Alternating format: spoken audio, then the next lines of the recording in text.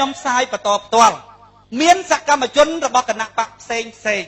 គេឡើងមកសួរខ្ញុំចាត់ទុកសំណួរខ្លះគឺជាសំណួរកលឹះដែលពួកសមាជិករបស់យើងជាពិសេសចលនាស្នូលត្រូវមានមូលដ្ឋានក្នុងការពិចារណាឲ្យបានច្បាស់លាស់ដើម្បីឆ្លើយតបទៅគេវិញហើយការឆ្លើយតបទៅទៀតសោតបងប្អូនត្រូវយល់អំពីឧបសគ្គដែលបងប្អូនត្រូវបំបែកឲ្យបានច្បាស់លាស់ពេលដែលគេសួរវឹកបងប្អូនត្រូវស្ទង់ដំបងដៃភ្លាមតើបុគ្គលនឹងសួរក្នុងន័យចាញ់ចាលបើសួរក្នុងន័យចាញ់ចាលបងប្អូនត្រូវដឹងថាគេគឺជាមនុស្សដែលមិនដេកលក់ទេតែធ្វើដេកលក់អានឹងបងប្អូនកុំប្រឹងបញ្យល់ពេកបងប្អូនត្រូវមានប្រតិកម្មតាមរបៀបមួយផ្សេង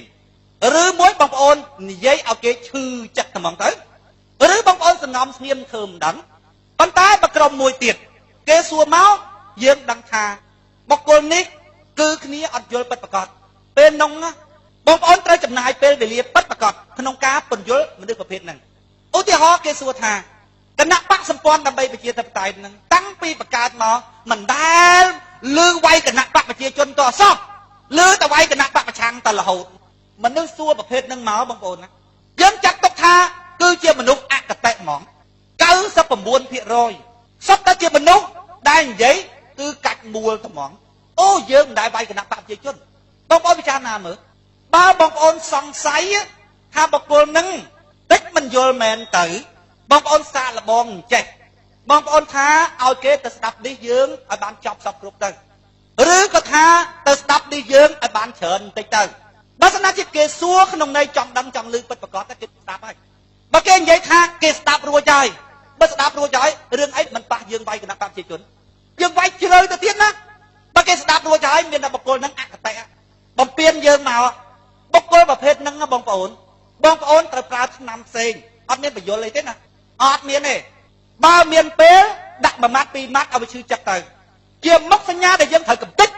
ជាមុខសញ្ញាដែលយើងត្រូវប្រឆាំងពីព្រោះពួកអស់ហ្នឹងហើយបងប្អូនណាដែលបំផ្លាញរាជស្លូតត្រង់ដែលវាដើរធ្វើសង្គ្រាមចិត្តសាស្ត្រអ្នកដែលស្រឡាញ់បកូនណាពិតប្រកបទៅបងប្អូនមិនធ្វើបាបយើងស្មើនឹងពួកអ្នកធ្វើស្រឡាញ់ទេពួកអ្នកស្រឡាញ់រាជពិតប្រកបទៅបងប្អូន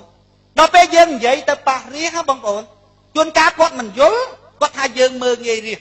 មិនធ្វើបាបយើងស្មើនឹងពួកអាធ្វើស្រឡាញ់រាជទេអូអាពួកធ្វើស្រឡាញ់រាជនេះអាពួកធ្វើស្រឡាញ់បកូនណានេះកុំនិយាយប៉ះអូគេធ្វើខ្លាំងណាស់ការពារទីមកមើលងាយរាជថារាជសិតតែល្ងងគេធ្វើទៅការពាររាជទាំងណាចឹងណាប៉ុន្តែគ្មានទេបងប្អូនយើងនិយាយទៅវាចំបែងក្បាលវាអាមនុស្សអញ្ចឹងបងប្អូនត្រូវឲ្យសញ្ញាបានច្បាស់លាស់ថាឯងហ្នឹងគឺជាមុខសញ្ញាដែលអញត្រូវកំទេចអញវាយអ្នកឯងហ្នឹងអត់ដកដៃទេហើយកុំព្យាយាមបញ្យល់បងប្អូនខាតពេលមនុស្សអញ្ចឹងបងប្អូនអត់មានចំនួនច្រើនប្រហែលទេអ្នកមានចំនួនច្រើនពិតប្រាកដគឺមនុស្សដែលត្រូវបានគេបោកទេអាមនុស្សអញ្ចឹងគឺមនុស្សបានផលប្រយោជន៍ពីប៉ះមួយវាមកនិយាយមិនមានចំនួនច្រើនប៉ុន្មានទេទុកឯងម្ដុំសិននេះគឺជាមុខសញ្ញាដែលយើងត្រូវប្រឆាំងពេលដែលយើងឈ្នះឆ្នោតក៏ត្រូវតែបង្ក្រាបក្រុមហ្នឹងវាយឯងអើនខ្នងឲ្យដើរត្រង់ផ្លូវយើងធ្វើដំណើរឆ្ពោះទៅរកបុគ្គលដែលគួរសង្គ្រោះពិតប្រាកដគឺប្រជាប្រដ្ឋដែលត្រូវបានគេប្រឡប់សំនួរអញ្ចឹងអីបងប្អូនមិនបាច់ឆ្លើយហេគណៈបកហ្នឹងមិនដែលឃើញវាយគណៈបកប្រជាជនសោះឃើញតែវាយគណៈបកប្រឆាំងគ្រាន់តែលឺមួយម៉ាត់ហ្នឹងមកបងប្អូនខ្ជិលនិយាយជាមួយហ្មងតែនិយាយធ្វើអីខាតពេលយើងគឺជាមនុស្សលើមនុស្សគឺជាមនុស្សដែលអប់រំមនុស្សដែលជះឥទ្ធិពលទៅលើមនុស្សអញ្ចឹងយើងចាត់ទុកថានៅក្រោមយើងខ្ជិលចលក់មាត់រកផងបើមិនចឹងទេនិយាយផាមួយម៉ាត់ពីរម៉ាត់ទៅអ្នកខ្លះបងប្អូនមកសួរខ្ញុំថាម៉េចទេខំវាសនានិយាយថាជេបុគ្គលដែលគួរជេអញ្ចឹងបើម៉ែឪខ្លួនឯងធ្វើខុសជេអត់សួរខ្ញុំតាម Facebook ឲ្យតែឃើញខ្ញុំចូលទៅអូចោមមកសួរខ្ញុំថាងាប់បើហើយរកកំណត់ទស្សនៈបើអញខុសតែអាចមានប៉ុន្តែបើហើយរកសកម្មភាពការងារដែលបង្ហាញពីបេះដូងអញខូចអញប្រាប់ថាកុំចំណាយពេលខាតពេលទេអាបាខាតពេលទេមនុស្សយើងដែលអត់ចេះខូចទេបងប្អូនទៅរកសកម្មភាពមិនខូចថាយើងធ្វើនយោបាយចង់បានប្រយោជន៍ផ្ទាល់ខ្លួនដោយពូតរាតនេះទៅនោះគេចាប់កំហុសមកណាឲ្យឃើញថាយើងចង់បានប្រយោជន៍ផ្ទាល់ខ្លួនប៉ុន្តែយើងនិយាយថាមិនចង់បានប្រយោជន៍ផ្ទាល់ខ្លួនទេគេប្រងចាត់កំហុសដែលជាគំនិតអាក្រក់ក្នុងចិត្តរបស់យើងមិនបាច់ចាប់ទេខ្ញុំដឹងខ្លួនឯងច្បាស់ណាស់ខ្ញុំអត់ចង់បានអីមែនណាធ្វើនយោបាយដោយសុចរិតទៀងត្រង់មែនមិនបាច់ចាប់ទេ ទៅគាត់ខ្មោចចដូនចតានេះឯងមកដើម្បីចាប់កំហុសដែលយើងខូចណាវាប្រឹងចាប់ខ្លាំងណាស់អារឿងខូចរបស់យើងខ្ញុំឃើញអញ្ចឹងគួយសោចទេបងប្អូនសោចពីព្រោះអីយើងដឹងចិត្តរបស់យើងថាយើងអត់ខូចប៉ុន្តែទស្សនៈរបស់យើងវាអាចនឹងខុសហេយន្តការ8ចំណុចដូចមិនគ្រប់ទេ9ចំណុចបានគ្រប់ហេ8ចំណុចដូចលើសហើយគួរដកវិញអាហ្នឹងខុសទស្សនៈអាចមានប៉ុន្តែខុសពីដួងចិត្តណាទៅអង្គុយចាប់អាមនុស្សដែលគេអត់ខូចរួចហើយមកអង្គុយចាំចាប់កំហុសរបស់គេអាហ្នឹងខូចទេណាហីមកអង្គុយចាំចាប់កំហុសយើងក្រែងលោមមានកន្លែងណាទុច្ចរិតអាគេអត់ទុច្ចរិតខ្លួនឯងមកអង្គុយចាំចាប់កំហុសគេអាហ្នឹងទុច្ចរិតទេណាអញ្ចឹងបានវាសួរខ្ញុំថាចុះបើម៉ែឲ្យយើងធ្វើអំពើខុសតើជេរអត់ពីព្រោះគណៈបកហ្នឹងនាំមុខទៅដោយការជេរគេថាជេរបកគលដែលគួរជេរឡើងឋានសួគ៌ដែលគេចាប់យកទៅដាក់ខ្ញុំឆ្លើយទៅគេវិញខ្ញុំដឹងពួកអស់ហ្នឹងបងប្អូនវាមិនដែលហ៊ានចេញមកទទួលខុសត្រូវចំពោះពាក្យរបស់វាទេបងប្អូនចំណាំមើលតាមវេទិកាសាធារណៈដែលកម្មសខាដែលសំនឹងស៊ីដែលតំណាងរាស្ត្ររបស់ពួកគេនោះហ៊ានការពារកំណត់របស់គេឬហ៊ានចោទប្រកាន់ឬចាប់កំហុសរបស់យើងដែរឬទេនៅទីសាធារណៈវាអត់ហ៊ានទេពីព្រោះវាដឹងអ្វីដែលយើងនិយាយថាឲ្យវានឹងត្រូវដល់ពេលអញ្ចឹងវាមិនហ៊ានបាយបកអាកំណត់របស់យើងគឺត្រឹមត្រូវមែនទីភ្លឺមិនមែនជាទីល្អត្រឹមត្រូវដល់អតិភិបទៅដល់សភាវៈអាក្រក់ទេដល់ពេលអញ្ចឹងវាដឹងណាស់ប៉ុន្តែក្នុង Facebook អីនេះបងប្អូនណាវាអត់ដាក់រូបវាផងវាដាក់រូបផ្កាទៅរូបកំសៀវទៅរូបអង្គរវត្តទៅដល់ពេលអញ្ចឹងវាហ៊ាននិយាយសពបែបសពយ៉ាងទីងឹតដែរហើយដល់ពេលខ្ញុំដាក់រូបខ្ញុំមកយើងនៅទីភ្លឺវានៅទីកងឹតហើយវាប្រើព្រួញបាញ់ស្អែកឲ្យបាញ់ត្រូវ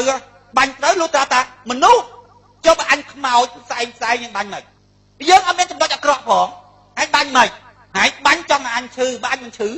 ដល់ពេលវាសួរខ្ញុំអញ្ចឹងដឹងខ្ញុំឆ្លើយទៅមិនទៅវិញខ្ញុំឆ្លើយទៅវិញថាដបងដៃខ្ញុំបញ្យលប៉ុន្តែបញ្យលនឹងខ្ញុំគ្មានចេតនាបញ្យលបុគ្គលដែលសួរខ្ញុំទេពីព្រោះខ្ញុំដឹងថាបុគ្គលនឹងសួរផ្ចាញ់ចាលហើយម៉ែឲ្យយើងប្រកាសធ្វើខុសតើយើងត្រូវជេរទេក៏ជេរបុគ្គលដែលគួរជេរខ្ញុំបញ្យលទៅវិញប៉ុន្តែក្នុងខមមិនរបស់ខ្ញុំចង់បញ្យលពួកយើងទេជាពិសេសគឺចលនាស្នូលរបស់យើងដែលចេញទៅពង្រីកគំនិតបើគេសួរអញ្ចឹងតែយើងឆ្លើយថាម៉េចបងប្អូនណាគឺជាចម្លើយដែលផុសចេញពីដួងចិត្តរបស់ខ្ញុំមកមិនមែនចម្លើយតែខ្ញុំទៅរកក្នុងខួរក្បាលទេខ្ញុំដល់ពេលណាខ្ញុំចង់ជេរបុគ្គលណាខ្ញុំជេរចិត្តខ្ញុំចង់ជេរវាផុសចេញក្នុងចិត្តមកដល់ពេលម៉ែឲ្យខ្ញុំឧទាហរណ៍ថាគាត់ធ្វើខុសហើយយើងចង់ជេរកើតទេបងប្អូនយើងមានចិត្តឯណាទៅចង់ជេរកើតបងប្អូនពិចារណាមើលវាចង់ជេរអត់កើតអញ្ចឹងបើចង់ជេរអត់កើតយើងត្រូវនិយាយតាមដួងចិត្តរបស់យើងវែកញែកមើលមិនបានម៉ែគេធ្វើអំពើអាក្រក់ឧទាហរណ៍តាមួយនៅក្បែរផ្ទះយើងគាត់ទៅរំលោភកូនស្រីគេហើយស្លាប់បងប្រុសរបស់គេទៀត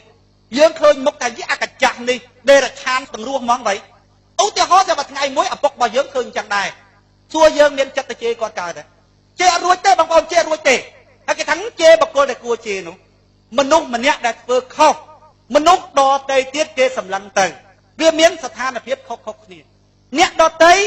ចំពោះបុគ្គលដែលបានធ្វើអំពើអាក្រក់ឧទាហរណ៍ថាឪរបស់យើងគាត់ទៅធ្វើអំពើមួយល្មមគេជេរទៅចាប់មលប់កូនស្រីគេមុននឹងបានចាប់មលប់ស្លាប់បងគេអស់ម្នាក់ទៀតអាពុកយើងក៏ធ្វើអញ្ចឹងអ្នកដទៃគេអាចជេរបានពីព្រោះគេសំតាំងជេរពួកគេមិនមែនកូនគេជេរអកចាស់នេះគេជេរអដេរឆានដល់ពេលយើងខ្លាំងក្នុងចិត្តយើងអត់ខឹងគេទេថែមទាំងនិយាយប្រាប់បងប្អូនក្រុមគ្រួសាររួមទាំងឪយើងផងថាឪអើយឯងធ្វើរបៀបហ្នឹងសំគេជេរឲ្យឪហើយចុះយើងមិនក៏មិនជេរក៏អត់រួចយើងកូនអត់ជេរកើតទេទំនាក់ទំនងរបស់យើងចំពោះឪពុកផ្សេងជេរបុគ្គលដែលគួរជេរកូនមិនគួរជេរឪពុកម្ដាយទោះបីជាឪពុកម្ដាយធ្វើអ្វីក៏ដោយកូនមិនគួរជេរក្នុងចិត្តយើងវាអត់គួរមែនប៉ុន្តែអ្នកដទៃគេគួរហើយអញ្ចឹងបុគ្គលមួយហ្នឹងសម្រាប់អ្នកដទៃគាត់មានទំនាក់ទំនងផ្សេងសម្រាប់យើងជាមួយនឹងឪពុកម្ដាយហ្នឹងយើងមានទំនាក់ទំនងផ្សេងក្នុងចិត្តរបស់យើងគួរជេរទេកុំថាពុកយើងធ្វើប៉ុណ្ណឹងធ្វើលើកនឹងទៀតក៏យើងមិនគួរជេរដែរជេរបើអត់រួចប៉ុន្តែដល់ដំណាក់កាលណាមួយណាដែលយើងជេរចេញគេសួរថាហេតុអីបានយើងជេរឪជេរម៉ែវាដល់ដំណាក់កាលដែលយើងគួរជេរហើយឧទាហរណ៍គាត់នុកកូនស្រីគាត់បកើតដែលជាប្អូនយើងរួចស្លាប់កូនអស់ពី3នាក់ម្ដងហើយម្ដងទៀតក្នុងគ្រួសារថ្ងៃក្រោយមកទៀតសម្លាប់ម៉ែយើងក្នុងចិត្តរបស់យើងវាផុសនៅអាទឹកចិត្តមួយចំស្រែកជេរហេតុអីបានយើងទៅជាដល់ថ្នាក់ជេរថាវាដល់កម្រិតមួយខ្ញុំមិនដឹងថាកម្រិតហ្នឹងវាកម្រិតណាទេ តើវាហូបមកដល់ក្នុងចិត្តរបស់យើងស្រែកជេរគេសួរថាហើយទេបានជេរឪហើយថាវាដល់ដំណាក់កាលពាក្យថាគួរហ្នឹងគឺអាចនិយាយបានថាសមតែនឹងជេរបុគ្គលដែលសមតែនឹងជេរអញ្ចឹងខ្ញុំក៏ឆ្លើយតបទៅគេវិញថាបើសិនណាជាម៉ែឪខ្ញុំធ្វើខុសដល់កម្រិតដែលគេគួរជេរបើគេជេរម៉ែឪខ្ញុំអត់ខឹងទេប៉ុន្តែបើម៉ែឪខ្ញុំស្ទង់ទៅគាត់ខុសមិនដល់ថ្នាក់អ្នកដទៃអាចជេរបានទេមិនគួរជេរចាំបើជេរអាហ្នឹងខ្ញុំថាអ្នកឯងអសិលធម៌ប៉ុន្តែបើខ្ញុំស្ទង់ទៅម៉ែឪខ្ញុំធ្វើអំពើខុសទៅលើអ្នកដទៃសំរុំល្មមនឹងជេរខ្ញុំគិតថាគេជេរអញ្ចឹងត្រូវប៉ុន្តែខ្លួនខ្ញុំអត់ជេរទេវារកកលាចបើយើងថាកែងជេរបុគ្គលដែលគួរជេរឯងបញ្យល់មិនក៏ស្ដាប់មិនបានដឹងខ្ញុំរកកលាចថាម៉េចទេខ្ញុំថាសួរអត់ឈប់នឹងចង់ជេរម៉ែឯងហ្នឹងម៉ែឯងមិនមានរឿងអីហ្នឹងតែត្រូវការជេរអ្នកកូនអកតញ្ញូកុំជេរម៉ែឪអ្នកឯងអ្នករកកលាចវាទៅអញ្ចឹងអូខឹងខ្ញុំបោះដៃបោះជើងឯងបញ្យល់មិនព្រមស្ដាប់បើមិនព្រមស្ដាប់ខ្ញុំរកកលាចម៉ែអ្នកឯងធ្វើអីឪអ្នកឯងធ្វើអីមានរឿងអីត្រូវចង់ជេរបើមកសួរខ្ញុំឯងសួរយ៉ាងហ្នឹងបែបប្រងត្រឡប់ទៅវិញជេរយ៉ាងហ្នឹងថាវាខឹងខ្ញុំអូយខឹងគេថាខ្ញុំហ្នឹងម៉ែឆ្លើយខ្ញុំថាខ្ញុំឆ្លើយចំពោះតែបុគ្គលដែលគួរឆ្លើយបងប្អូនណាបើយើងមិនកាន់អត្តចរិតបែបហ្នឹងទេអត់វាយឈ្នះអំពើអាក្រក់ក្នុងសង្គមខ្មែរណាបងប្អូនវាយអាដកដៃទេបងប្អូនមុខសញ្ញាដែលយើងត្រូវកម្ចាត់ឯពួកវាហ្នឹងពីព្រោះពួកវាហ្នឹងរស់នៅស្រួលយូរហើយធ្វើបាបប្រជាប្រដ្ឋខ្មែរស្លូតត្រង់យូរហើយយើងដែលចាត់ទុកជាសភាវៈល្អហ្នឹងស្លូតងាប់តែហ្មងមិនដែលបំពេញតួនាទី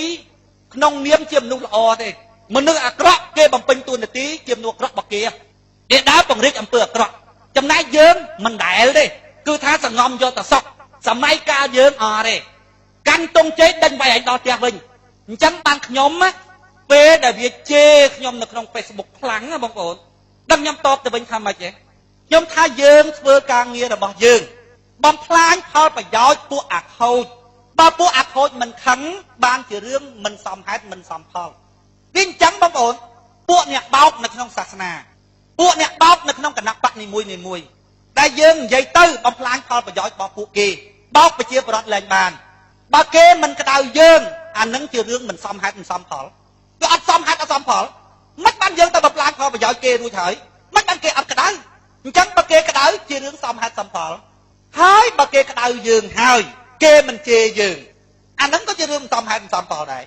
អញ្ចឹងបើគេក្តៅហើយគេជេរយើងជារឿងសមហេតុសមផលហើយគ្នាជេរខ្លះទៅខ្ញុំថាអញ្ចឹងថាវារត់តែក្តៅទៀតយើងជាបឋមជនណាបងប្អូនត្រូវរស់នៅក្នុងភាពជាបឋមជនរបស់យើងមិនមែនអរិយបុគ្គលទេមិនមែនព្រះអរហន្តទេទោះតែយើងប្រើរបៀបហ្នឹងណាបងប្អូនណាឲ្យសញ្ញាពួកវាច្បាស់លាស់ថាអាខូច